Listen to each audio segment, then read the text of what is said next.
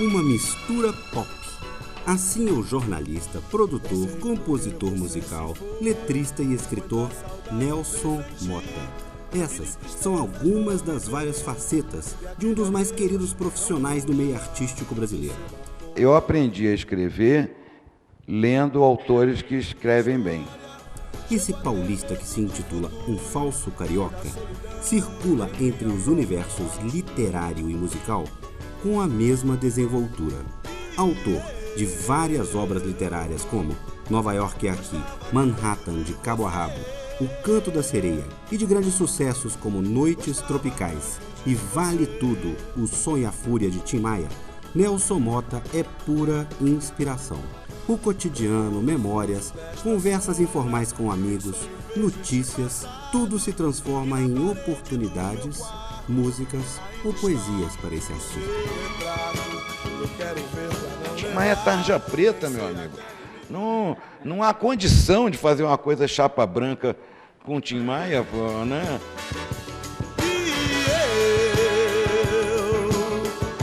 Eu gostava tanto de você. Gostava tanto de você. O que interessa é você fazer a mágica e divertir as pessoas com aquela ilusão. Mas que força estranha é essa que guia Nelson Motta? Força Estranha é o título do seu mais recente livro. O livro é uma reunião de 10 contos curtos que se passam entre as décadas de 60 e 80 em cidades como Buenos Aires, Nova York, Rio de Janeiro e Salvador. As histórias parecem independentes, mas no final, uma grande surpresa para o leitor. A partir de agora, com vocês, Nelson Motta. Mostrar nessa história que o que vale mesmo não é a ficção, não é a imaginação, não é a memória, não é o documento, não é nada. Vale o escrito, a palavra mesmo.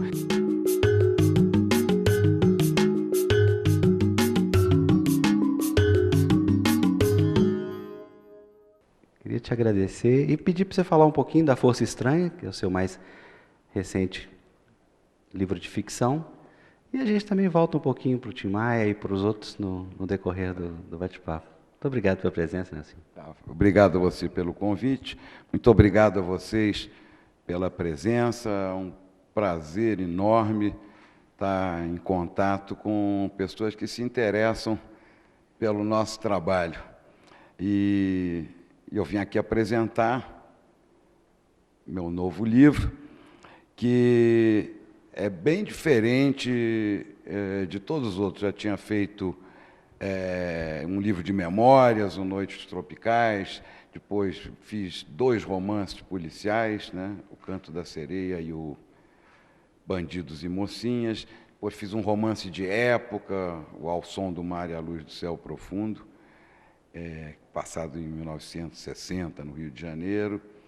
E aí, finalmente, o Tim Maia, que foi uma biografia, a primeira biografia que eu fiz. Vários gêneros literários, assim, que pela minha própria vida, de eu mexer com televisão, com livro, com rádio, com jornal, com disco, com letras de música, tudo, ver que eu não gosto muito de repetir as mesmas coisas. Então, esse foi um dos impulsos. Falei, poxa, agora eu vou fazer uma ficção,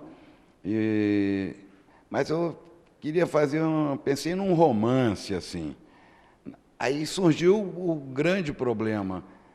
Por um lado, estava ótimo, porque todo mundo, o livro do Tim Maia foi um sucesso espetacular, né? Recordes de venda. Falei, pô, devo estar popular nas livrarias, né?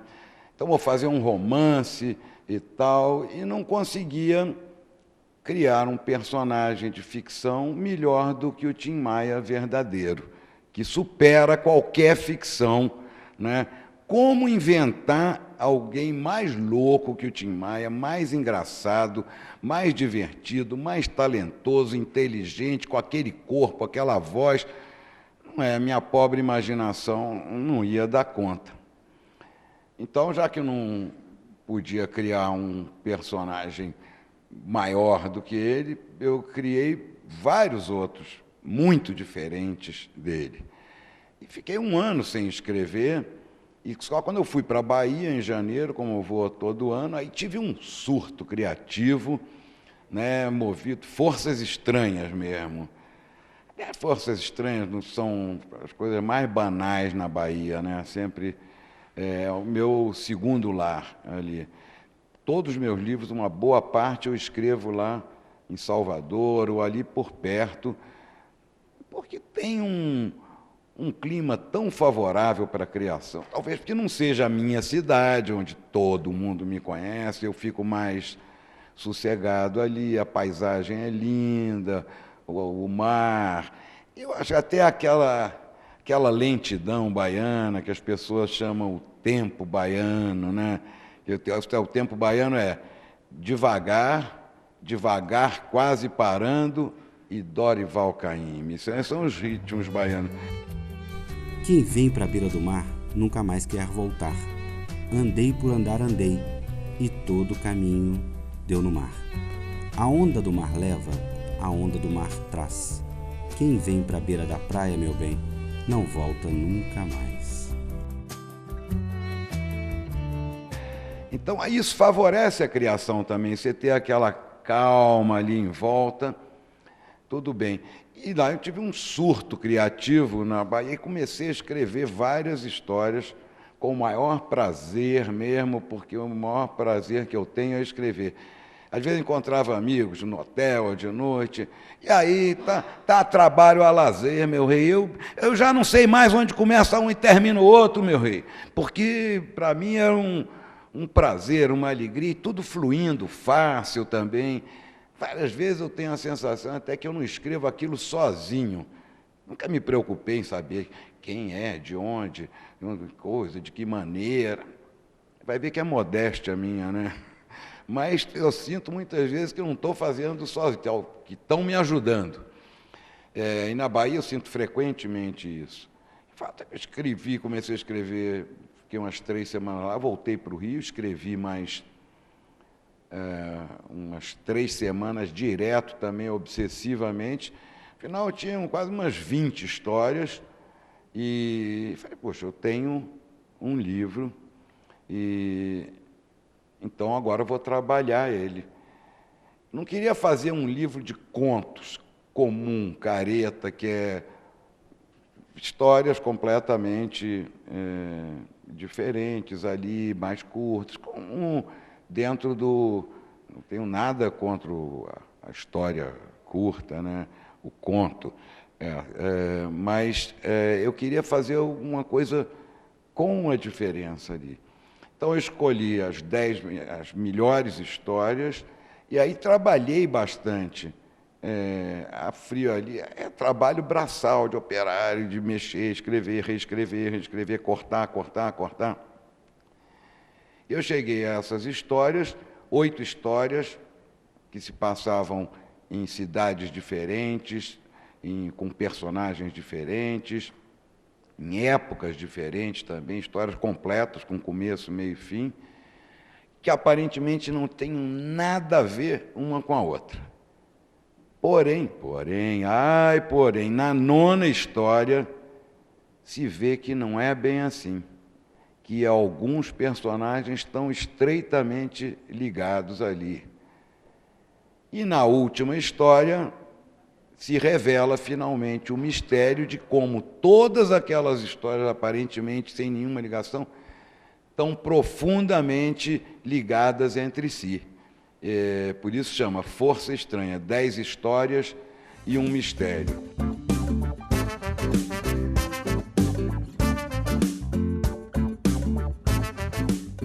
Eu busco escrever o que eu gosto de ler nos livros, eu amo ler.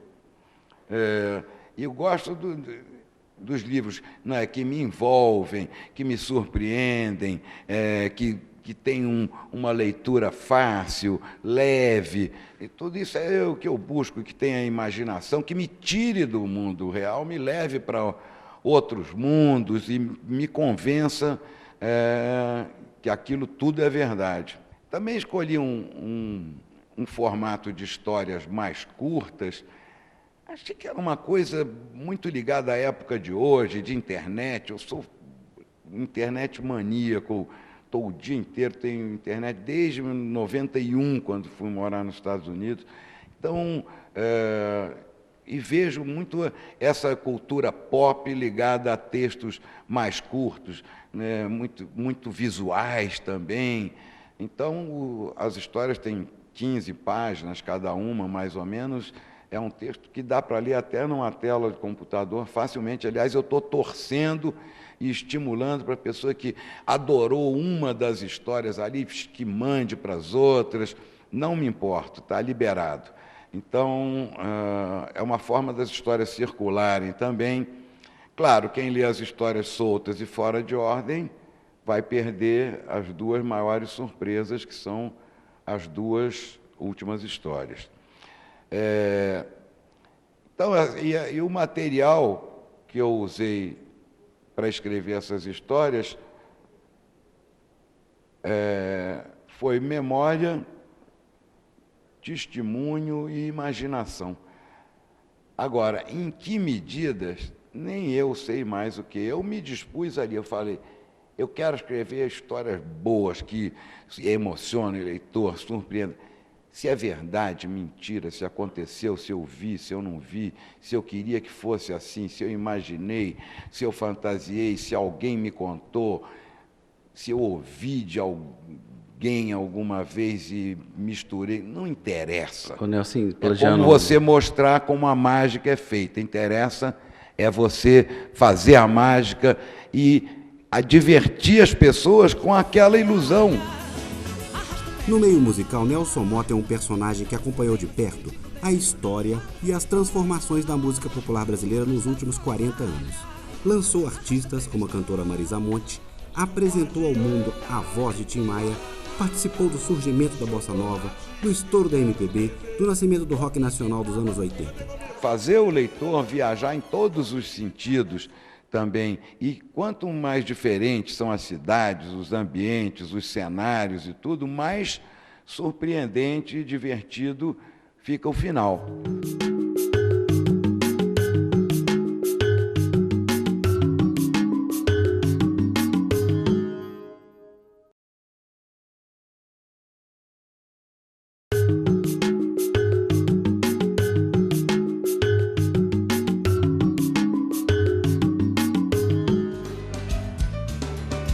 Batizou o tropicalismo de Caetano e Gilberto Gil e é autor de sucessos como Dancing Days, com Ruben Barra, Como uma Onda, em parceria com Lulu Santos, e Coisas do Brasil, com Guilherme Arantes, entre muitas outras ótimas composições. Eu acompanho o Nelson Motta desde a época da Bossa Nova e tudo que ele escreve, as músicas, é uma cultura legal, ele na televisão, naquele programa que ele tinha com o Lucas Mendes.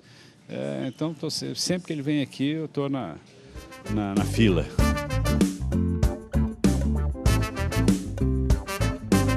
O meu trabalho tem muita exposição pública, são mais de 40 anos no rádio, na televisão, em jornais, em revista, no disco, fazendo letras de música, dirigindo shows. Então, muita coisa minha é pública.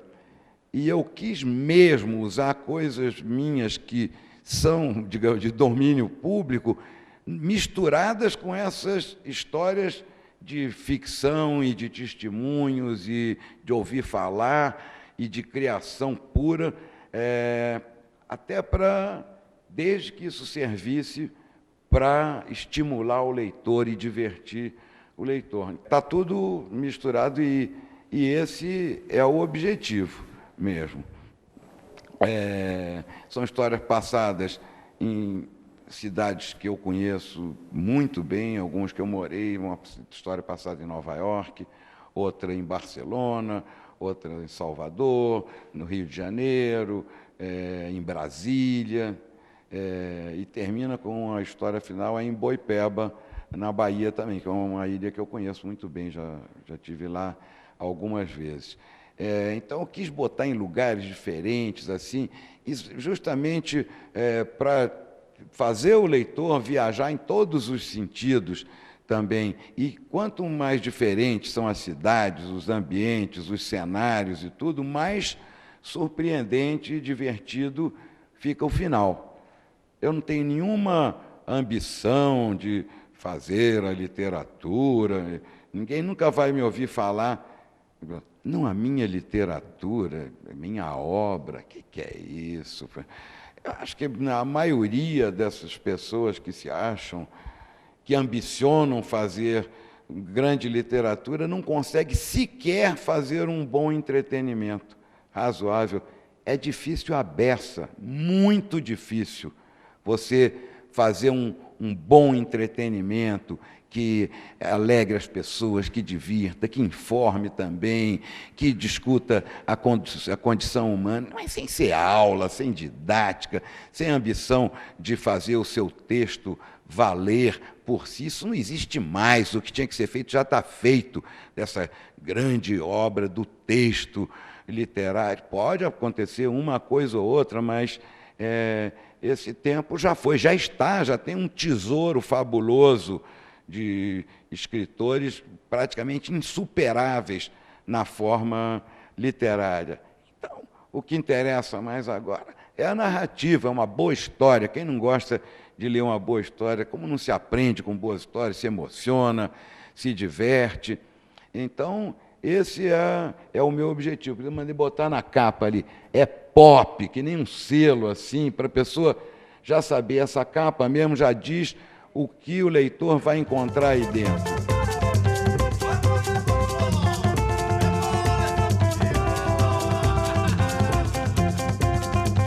Página 50, o cara ainda está descrevendo a casa, com aquele amor pela palavra. Isso parece coisa do Sarney, pô. Diga aí. Assim, você passou por tantos gêneros, né? Desde a produção musical e mesmo dentro da literatura por diversos gêneros. Por que você decidiu escolher a literatura? Porque hoje, com o maior respeito e com maior autonomia, eu digo que você é um grande escritor. Afinal de contas, são vários livros por vários gêneros, sem considerar, nem considerando o sucesso do Tim Maia, né? Por que você se fixou na literatura? Porque eu gosto de escrever, eu venho de uma família de gente que escreve bem, venho de uma tradição literária, eu amo livro, e eu demorei muito isso. Meu primeiro livro de escritor mesmo, que eu considero o Noites Tropicais, saíram vários livros, mas eram compilações de crônicas, livros de jornalista, mas o Noites Tropicais, eu tinha 50 anos já.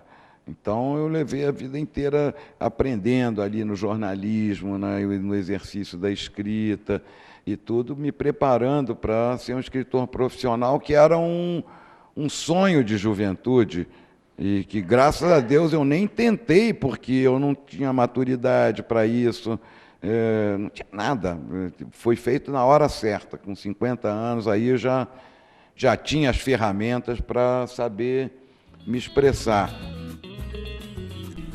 No ranking de letristas, Nelson Motta põe-se num segundo time. No primeiríssimo, o Olimpo, estariam Chico Buarque, Caetano Veloso, Gilberto Gil, Rita Lee. Músicas que ele gostaria de ter feito, há várias. Só para ficarmos com as mais recentes, ele cita as imbatíveis Desde que o Samba é Samba, de Caetano, e Futuros Amantes, de Chico. Eu já me expressei muito em letras de música também, que é uma forma poderosíssima de expressão, porque entra na memória, no sentimento das pessoas, se incorpora à vida das pessoas, e a maior alegria de um compositor é quando a sua música deixa de lhe pertencer, passa a pertencer ao público, a todos e a cada um. Cada um canta de um jeito, ouve, interpreta de um jeito. Essa é a maior alegria de um compositor. Eu tenho isso com Como uma Onda, com o Dancing Days, com o Bem Que Se Quis, com Coisas do Brasil. Tive essa felicidade de ter grandes parceiros, então, e poder exercitar essa forma de expressão através da música. Mas eu digo sempre que eu não tenho, queria deixar bem claro, não tenho nenhum desprezo pela literatura. Pelo contrário, eu tenho um amor e um respeito tão grande pela literatura, por esse tesouro todo da humanidade, do Brasil também, do que já foi escrito até hoje, que eu digo, se eu fosse comparar os meus livros com a música popular, os meus livros não se pareceriam com a música do Tom Jobim, ou do Edu Lobo, ou, digamos, do Ginga, de compositores que eu amo, né, que eu adoro, mas que são complexos, elaborados, tudo. Eu não teria capacidade de fazer isso se eu fosse um músico. Se eu fosse um músico, a minha música seria mais parecida com a música do Lulu Santos, do Tim Maia, da Rita Lee. Isso é que é o meu temperamento. Na vida algum motivo pra sonhar. Te mudou a direção. Os meus livros são pop, como a Rita Lee é pop, o Tim Maia é pop. É por isso. Então, eu não tenho nenhum desprezo. Me irrita um pouco, né, quando tem escritores vagabundérrimos enchendo a boca para falar a minha literatura, não a minha obra ambiciona, quero revelar a condição humana. Valha-me Deus. Poxa. Então, eu acho que pode ser até que com essa minha sincera despretensão, não é despretensão porque é uma grande ambição divertir as pessoas, para mim é uma coisa enorme, mas o que pode parecer uma desambição, talvez porque eu não estou preocupado com isso, vai ver como eu quero fazer só um bom entretenimento, acaba até o tempo vai dizer que pode transformar isso numa boa literatura. Não sou eu que vai saber, nem vocês. O tempo é que vai dizer isso. Nelson, vamos falar de Tim Maia. 130 mil exemplares já vendidos até o presente momento, até esse momento que a gente está conversando. Como é que você explica esse fenômeno que virou esse livro, além do próprio Tim Maia? Olha, foi uma série de acontecimentos favoráveis também, né? Primeiro foi ter escrito esse livro 10 anos depois da data que eu pretendia, que eu queria escrever esse livro, logo depois que o Tim morreu, e por diversas razões não consegui. Então adiou 10 anos, foi ótimo, porque muita coisa melhorou, já teve internet, facilitou as pesquisas todas, eu amadureci como escritor, foi tudo as minhas emoções, em relação ao Tim, o tempo distanciou, pude ver ele melhor, tudo a favor. Um personagem fantasticamente popular, todo mundo gosta de Tim Maia, velho, moço, criança, doidões, caretas, tudo. O Tim Maia era um personagem muito querido e muito divertido, muito engraçado. A pessoa mais engraçada que eu conheci na minha vida, a pessoa que mais me fez rir na vida foi o Tim Maia. Ô Nelson Mota, eu tô aqui sentado numa cadeira e tomando café numa mesa tão antiga que eu tô me sentindo um Dom João VI, porque tudo é antigaço nesse hotel. Mas o fogão está funcionando e você está convidado a tomar um breakfast e torrar umzinho comigo. Now, qual ficcionista seria capaz de criar um personagem como Tim Maia? E quem acreditaria? Eu adorava ele também. Era uma outra condição boa você escrever uma biografia de uma pessoa que você adora. O fato de eu adorar o Tim, não quer dizer que eu vou ia mentir sobre o Tim. Muita gente falou, mas você é amigo do Tim, não fica meio chapa branca. O Tim Maia é tarja preta, meu amigo. Não há condição de fazer uma coisa chapa branca com o Tim Maia, né? Imagina, ai de mim se eu quisesse apresentar o Tim Maia como um bom moço, ele ia puxar minha perna de noite no mínimo. Né? Não, o meu respeito ao Tim Maia é o respeito à integridade dele. O Tim Maia era aquilo tudo, né? Isso era mais, ele se orgulhava de ser do jeito que ele era. Quem sou eu para julgar o Tim Maia, o público quiser que julgue, mas né, um personagem imenso. O jornalista e produtor musical Nelson Motta acompanhou a carreira de Tim Maia de perto e foi amigo pessoal do cantor por mais de 2 décadas e meia. Seu último encontro com Tim Maia em Nova York aconteceu no melhor clima possível. Era o encontro de 2 amigos que viveram muitas histórias juntos e podiam, enfim, olhar para trás e dar risada, até mesmo das batalhas perdidas.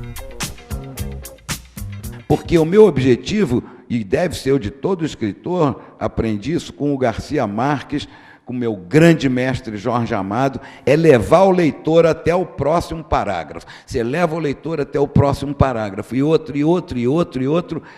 E aí, esse é que é o jogo, você está de língua de fora depois.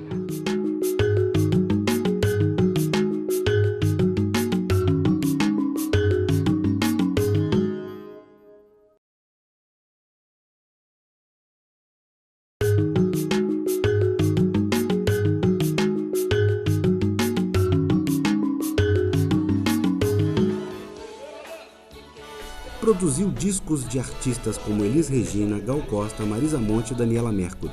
E ainda consegue tempo para fazer um dos programas musicais mais queridos do país, o Sintonia Fina, que é transmitido em várias rádios do Brasil, além de escrever a coluna Nelson Motta. Eu já li 2 livros antes deste aqui do Nelson Motta, o Noites Tropicais e o livro do Tim Maia. Então achei bem interessante ele explicar alguns pontos de vista referente a este livro, referente aos outros, que eu também já havia lido anteriormente. E exatamente 2 anos atrás eu levei os outros 2 livros para ele autografar, foi até dezembro de 2007. Então estou achando interessante que 2 anos depois estou recebendo autógrafo do 3º livro que eu vou ler dele. Então para mim está sendo muito importante isso e estou achando que está sendo bem válido. Espero para ver se você vem. Eu, por mim, botava minha obra inteira na internet de graça.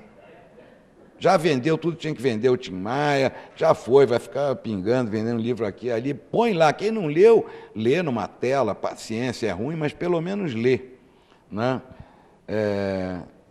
Depois teve o audiolivro do Tim Maia também, que é um outro grande sucesso, é o audiolivro mais vendido do Brasil. Que é muito legal que você também imita as vozes que o Tim Maia fazia, as coisas do Tim Maia. Esse eu posso dizer que ele gente, quem não assistiu, quem não comprou, compra, que é uma delícia o Nelson faz. Esse eu acho que é um raro caso que o audiolivro ficou melhor do que o livro.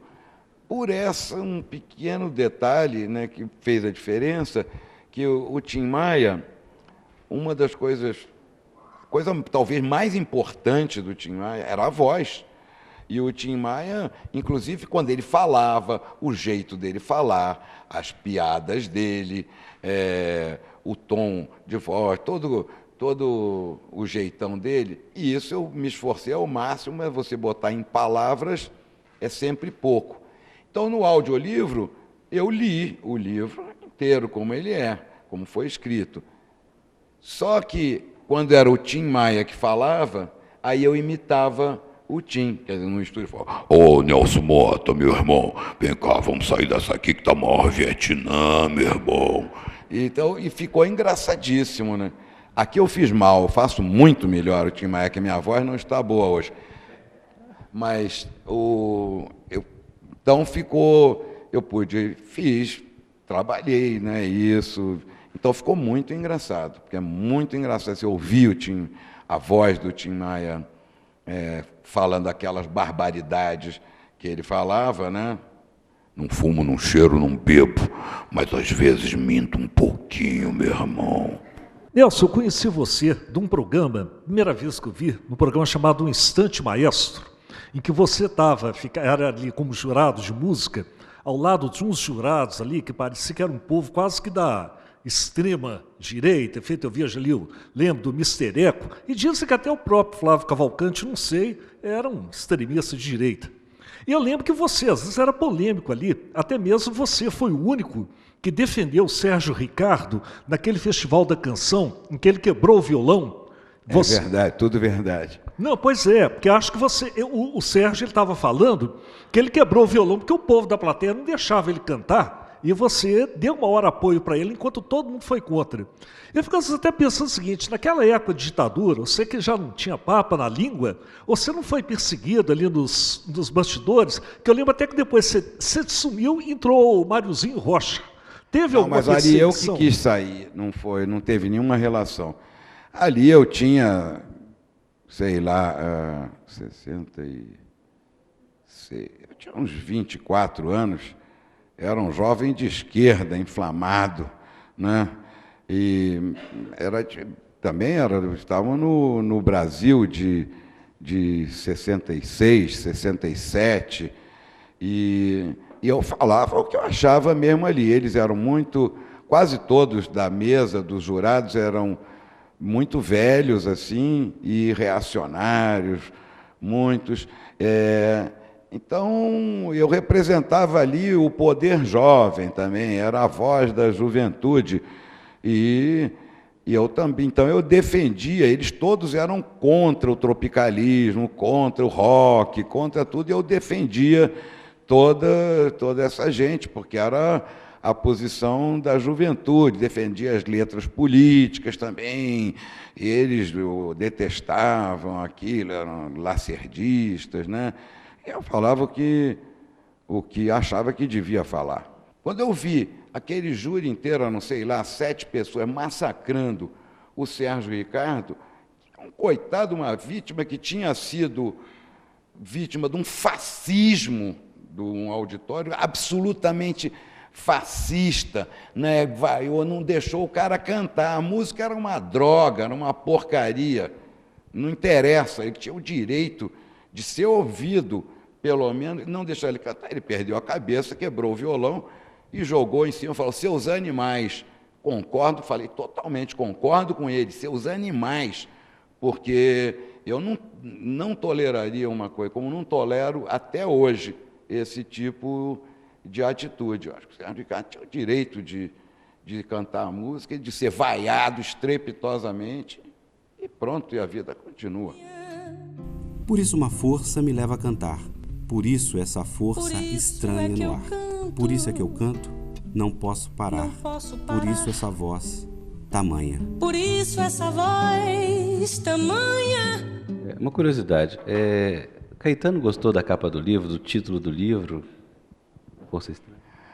Eu não sei, que eu não falei com ele depois disso. Ele foi uma fofura máxima, porque eu não tinha um título para o livro e estava com grande dificuldade, tentei vários, e o livro já estava indo para a gráfica, a editora bufando no meu cangote, telefonando, tem que ter o título do livro. E aí, Força Estranha, que era o único que mostrava realmente o que era o livro. Força Estranha me veio na cabeça por ele ter sido, por eu ter começado a escrever nesse clima de força estranha na Bahia, desembestar a escrever. E justamente a história que abre o livro foi a primeira que eu escrevi, e é justamente sobre uma força estranha, um cara que recebe um santo no candomblé sem querer. E aí eles adoraram, maravilhoso, mas isso é uma música do Caetano Veloso. Eu falei, não seja por isso, eu vou pedir autorização a ele, se ele autorizar. Aí mandei um e-mail para ele, e falei, posso ampliar sua música para o título do meu livro? Ele respondeu assim, é uma honra. Eu adorei, amei. Bichice nossa, né? Ali, mas é um dos meus amigos mais queridos. A história, justamente, vale o escrito. A história tem que ser lida inteira, porque tem essa discussão no livro, exatamente qual é o valor, né, do troço. Uma história que é verídica, é real, todo mundo sabe, é toda comprovada, documentada e é mal contada. Ou ela é contada superficialmente, como um caos, uma anedota grande, uma piada imensa. E não, mostrar nessa história que o que vale mesmo não é a ficção, não é a imaginação, não é a memória, não é o documento, não é nada. Vale o escrito, a palavra mesmo. Porque o meu objetivo, e deve ser o de todo escritor, aprendi isso com o Garcia Marques, com o meu grande mestre Jorge Amado, é levar o leitor até o próximo parágrafo. Você leva o leitor até o próximo parágrafo, e outro, e outro, e outro, e outro. E aí, esse é que é o jogo. Você está de língua de fora depois. Não existiria som se não houvesse o silêncio. Não haveria luz se não fosse a escuridão. A vida é mesmo assim. Dia e noite, não e sim. Eu te amo calado. Fui reprovado em português 2 vezes. Uma no primeiro grau, tive que repetir o ano por causa de português. Precisava tirar 4, não, eu tirei 2. E o outro no segundo grau, reprovado de novo em português.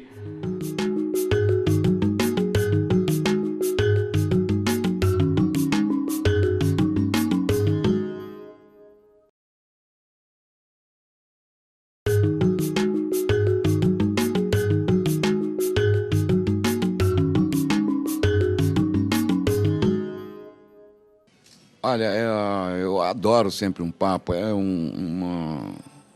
uma forma de divulgação espetacular e é muito difícil você divulgar livros no Brasil.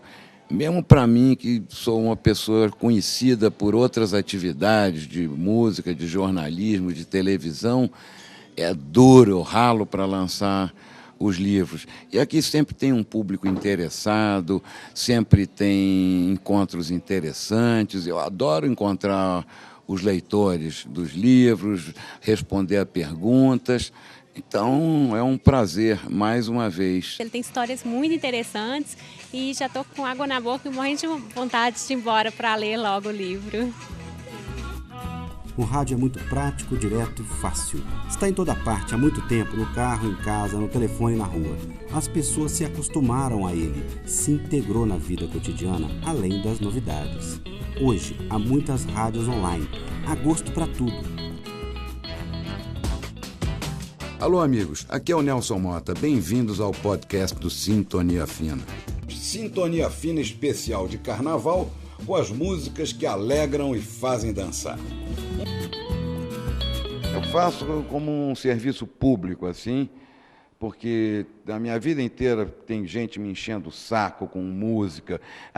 Ouve isso, ouve aquilo, produz meu disco, faz isso aqui, porque acho que eu faço mágica, porque eu fiz alguns discos de sucesso. Eu já não faço isso há muitos anos. Não quero, porque é chatíssimo produzir disco. Mesmo de artistas muito talentosos. Você ficar 3, 4 meses dentro de um estúdio, as mesmas músicas.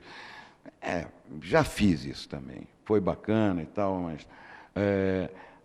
então eu falei, o jeito de eu ajudar essa gente, eu tenho um programa de rádio, onde eu escolho as boas músicas, e o que eu vou oferecer a essa gente? O melhor que eu posso é tocar em várias rádios ótimas do Brasil inteiro.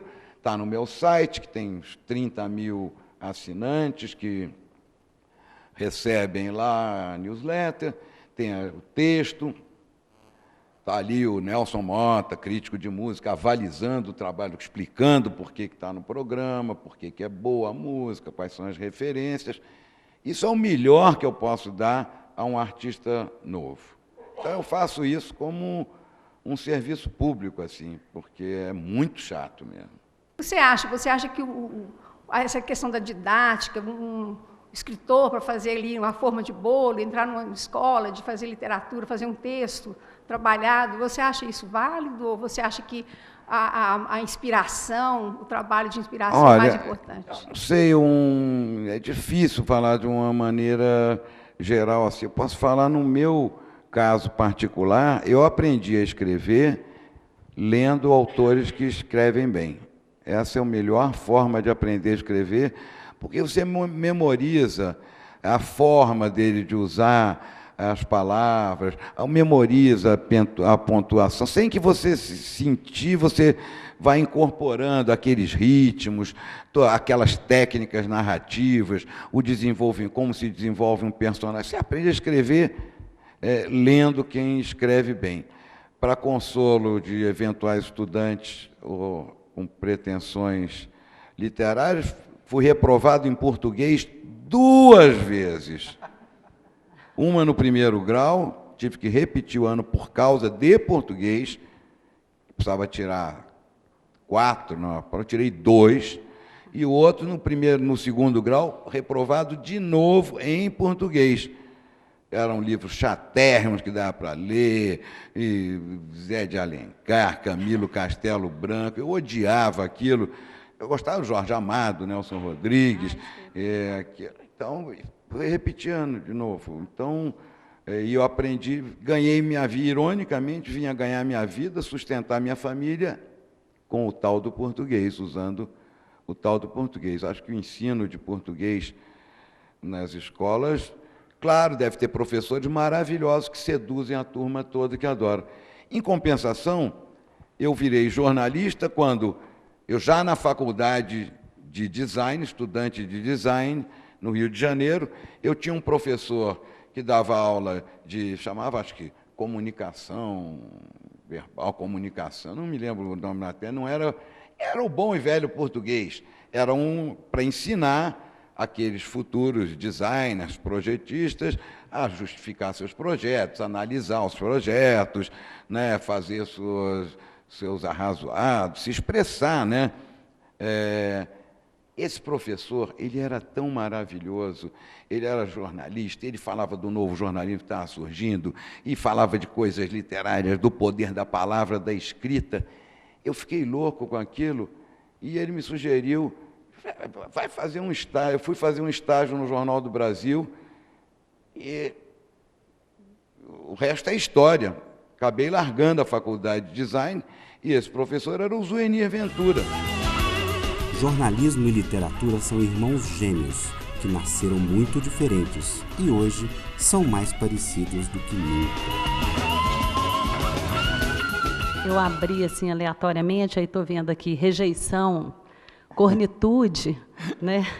Filho faz filme erótico, largou o marido para consolar o viúvo da filha. Isso também Nelson Rodrigues. Totalmente, ele é declaradamente minha grande inspiração. A sua inspiração, se tem um pouquinho do espírito dele aqui nesse livro. Um pouquinho não, acho que tem muito, que é uma coisa que está entranhada em mim desde a minha adolescência.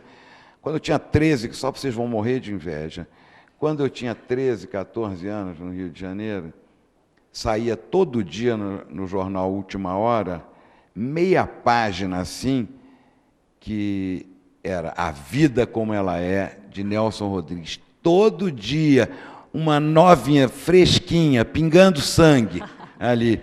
Então, isso, dali para diante, eu vi todas as peças do Nelson, li todos os livros dele, as memórias, os livros de crônica, fui amigo pessoal do Nelson, fui muitas vezes ao Maracanã com o Nelson, e uma forma de homenagear ele, esse universo rodriguiano. Eu gosto de usar várias expressões que ele usava.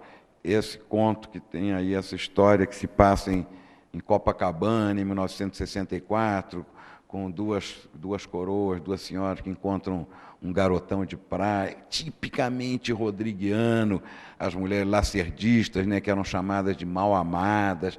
É uma das histórias que eu mais gosto do livro, é tipicamente rodriguiana. E essa história terrível a mulher que a filha única se casa e tem um filho, e uma criança tem 1 ano, morre em 6 meses, perde a filha única, fica com o neto ali, a sogra com seus 42, 43, uma gatona assim, parte para cima do genro viúvo para criar o filho como neto. Tipicamente rodriguiana também. Isso é só o comecinho da história. Sou o menino que vê o amor pelo buraco da fechadura. Nunca fui outra coisa. Nasci menino, hei de morrer menino. E o buraco da fechadura é, realmente, a minha ótica de ficcionista. Sou e sempre fui um anjo pornográfico, desde menino. Eu quero saber qual música te inspira quando você escreve? O silêncio, nem João Gilberto. Um jazzinho, não? Não, nada, porque eu sou muito fácil de desconcentrar, eu tenho um nível de desatenção, tudo me distrai, assim, então eu tenho que ficar ali e escrever. Eu gosto, sim, de escrever em lugares bonitos, com a paisagem linda na minha frente. Eu moro em frente ao mar de Ipanema, isso não me distrai nada, pelo contrário, me apazigua ali, me dá uma tranquilidade e me dá uma inspiração de beleza também, mas não pode ter... Quando eu estou escrevendo lá, não gosto nem de gente só meu gato, o Max, pode passa por cima do computador, pisa no teclado, passa o rabo na minha cara, ele pode tudo, porque é silencioso. Obrigado, Nelson. Mas, só aproveitando o gato, a história é verdadeira? Qual? Você abre o livro do Tim Maia? Não, esse é meu outro gato, o falecido Tim, né? Eu dediquei o livro do quem leu sabe. O livro do Tim Maia é dedicado ao meu gato Tim, que se chamou Tim em homenagem ao Tim Maia, né? Minhas filhas que deram o nome do gato de Tim em homenagem ao Tim, e o Tim falou, já sei, porque é preto, gordo e cafajeste. Não era nada, o gato era cinzento, era maravilhoso. Tanto que tão maravilhoso que eu dediquei um livro a esse gato, ver como eu amava esse bichinho, só deu amor e alegria pra gente. Agora tem o fabuloso Max, de 2 anos, laranja, aqueles laranja tipo Garfield, assim, listadinho. Faz parte dessas personalidades extremamente criativas e inteligentes que nos encantam tanto, muitas vezes ter esse comportamento meio autodestrutivo? Obrigado. Olha, eu acho que entre artistas, naturalmente até pela atividade que eles exercem, você encontra com alguma frequência pessoas que têm esse caráter, especialmente artistas de sucesso, que têm essa reação autodestrutiva, muitas vezes até com uma reação de culpa por fazer tanto sucesso. A mente humana é um universo desconhecido e nenhuma é igual à outra, né? Mas, em termos gerais, por que tem tanta gente, né? O Tim Maia é um cara que se destruiu completamente ali de todas as formas, o Chet Baker, que são os artistas. Outros tomaram jeito ali no meio, foram mais malandros, outros tiveram mais sorte, né?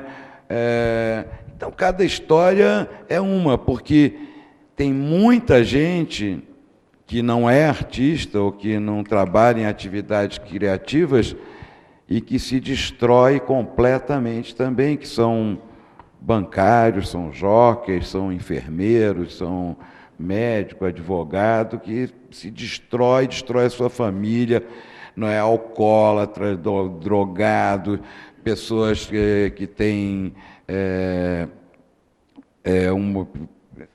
várias formas de dependência de jogo, dependência de sexo, dependências químicas, de remédio. Olha, a vida é muito perigosa e cada ser humano é um mundo ali. Não acho que essa seja uma característica dos artistas, porque eu conheço artistas muito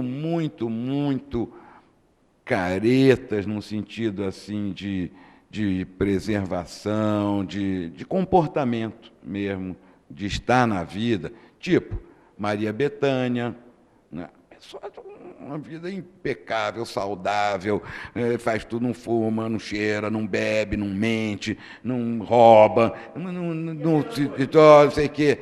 Toma uns drinks, fica meio de pé queimada de vez em quando e pronto. A Marisa Monte, o que é a Marisa Monte? A Marisa Monte é impecável, a vida dela, como ela administra a carreira dela, todas as coisas. Tem muitos artistas que a vida da Marisa, tinha um tédio em casa, com o filho, cuida ali daquela vidinha dela. Quando vai fazer show, artista é artista.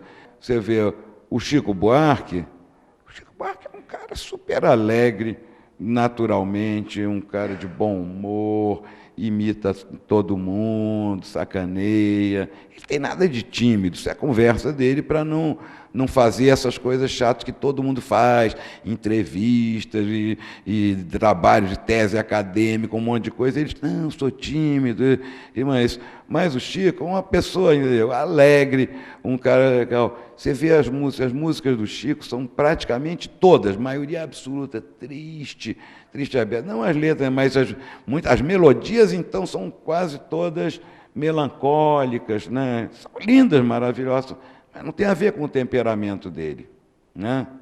Tem gente que faz música mais depressiva e faz música super alegre, né? Não sei por que você se foi, quantas saudades eu senti, e de tristeza vou viver, e aquele adeus não pude dar. Eu mergulhei nas emoções humanas, que é o material da minha ficção, né, do que eu escrevo, são as emoções, é a condição humana, são coisas da condição humana, são personagens humanos movidos por forças estranhas que se envolvem em histórias surpreendentes, emocionantes, algumas até edificantes. Eu vou fugir desta sombra. Tem até uma coisa engraçada, no meu site fiz um concurso e dava livro para quem as melhores respostas para a pergunta: qual é a força mais estranha que você conhece? A melhor resposta que eu achei foi o cara respondendo assim: a força sindical. Bravo, número 1.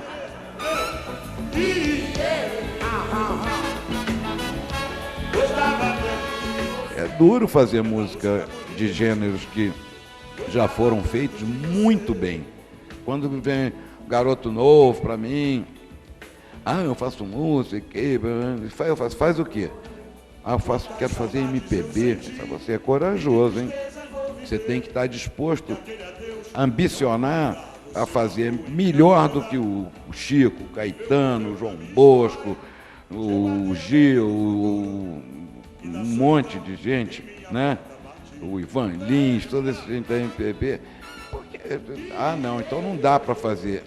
Então vai fazer pior do que eles? Então para que fazer?